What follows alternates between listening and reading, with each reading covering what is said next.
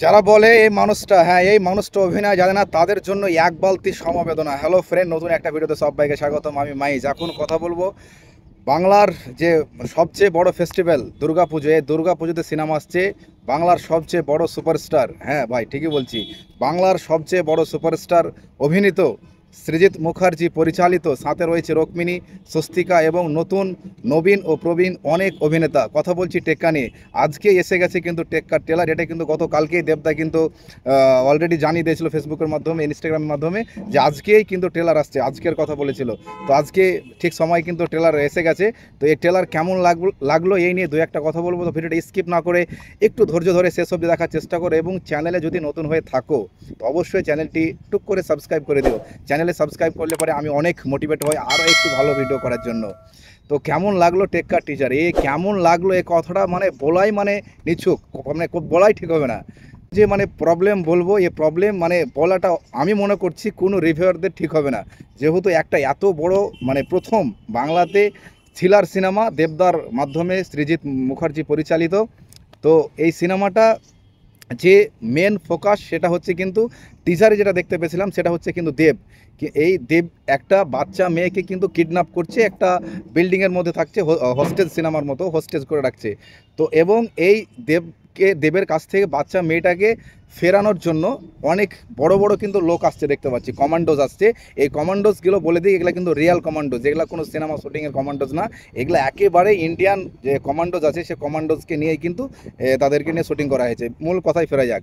তো এবং দেবদাকে, যে দেবদা কিডন্যাপ করে রেখেছে এটা দেখতে পাচ্ছি, এবং টোটা রায়চৌধুরীকে একবার দেখতে পাওয়া যাচ্ছে, এবং পরাণ বন্দ্যোপাধ্যায় আছেন, আর স্বস্তিকা মুখার্জির কিন্তু মেয়ে এটা। এবং স্বস্তিকা মুখার্জি বলছে যে যত টাকা লাগবে আমি কিন্তু দেবো, আমার মেয়েকে কিন্তু ফেরত চাই।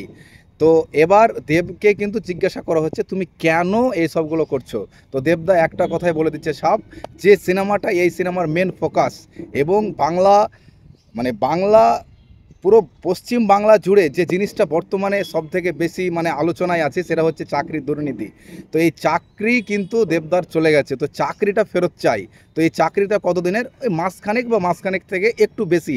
তো এই চাকরির জন্য দেবদা কিন্তু এই বাচ্চা মেয়েটাকে কিডন্যাপ করে রেখেছে, এটা কিন্তু ট্রেলারের মধ্যে মানে পুরোটাই একেবারে খোলাসা হয়ে গেল।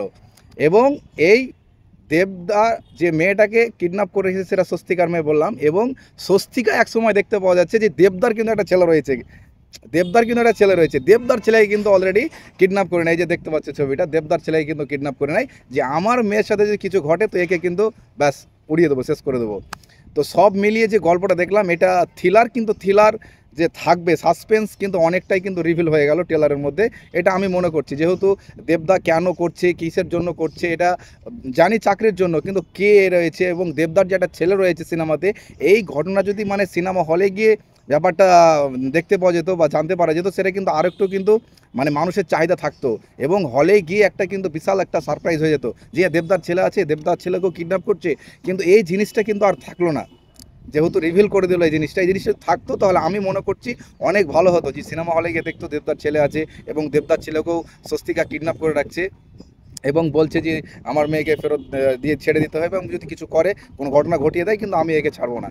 তো সব মিলিয়ে, এবং সাথে যে তাবড় তাবড় অভিনেতা আছে তাদের কথা মানে না বললেও নয়, যে মানুষটা অনেক দিন থেকে বিরত ছিল সিনেমা ইন্ডাস্ট্রি থেকে, মাঝে একটা বলিউডে সিনেমা করেছে, কথা বলছি টোটা রায়চৌধুরীকে নিয়ে।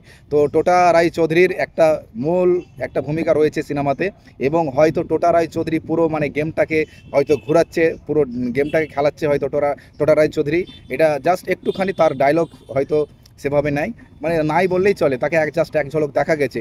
তো সব মিলিয়ে ট্রেলারটা কিন্তু একটা ভালো একটা পজিটিভ একটা রিভিউ আসবে এটা মনে করছি, এবং পজিটিভ একটা কিন্তু ভাইব তৈরি করেছে প্রথম থেকে, যেহেতু এটা সৃজিত মুখার্জির সিনেমা। এবং লাস্টে যে কথাটা বলবো, এই সিনেমায় হচ্ছে দেব, যেটা বললাম ফোকাস, এবং এই দেব এই টেক্কা সিনেমাতে তার যে ক্যারেক্টারটা রয়েছে, এই ক্যারেক্টারের নাম কিন্তু একবারও কিন্তু বলা হয়নি, খালি বলা হচ্ছে যে একজন কিডন্যাপ করে রেখেছে, একজন কিডন্যাপ করে রেখেছে, কিন্তু দেবের কি নাম টেক্কা সিনেমাতে, দেবের যে ক্যারেক্টারটা, তো ক্যারেক্টারের কি নাম, তো আমি বলবো এই মাত্র ক্যারেক্টারের কি নাম, এই টেক্কা সিনেমাতে দেবের ক্যারেক্টারের নাম হচ্ছে এখলাক আলম, এখলাক আলম। তো এই মুসলিম একটা কিন্তু চরিত্র, এই সৃজিত মুখার্জি এর আগে যখন দেবদাকে জুলফিকারে তার যে রোলটা ছিল, দেবদা কোনো কথা বলেনি, কোনো ডায়লগ বলেনি, ওইখানে ছিল কিন্তু মার্কাজ আলী, আর এই সেম মার্কাজ আলী থেকে এবার কিন্তু এখলাক আলম।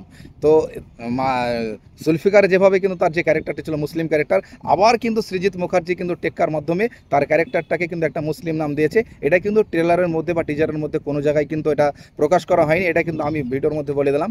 তো সব মিলিয়ে ট্রেলারটা কেমন লাগলো অবশ্যই কমেন্টে জানিও। আর চ্যানেল নতুন হলে পরে চ্যানেলটি অবশ্যই টুক করে সাবস্ক্রাইব করে দিও। টেক কেয়ার, বাই বাই, দেখা হচ্ছে আরেকটা নতুন কোনো ভিডিওর মধ্যে দিয়ে।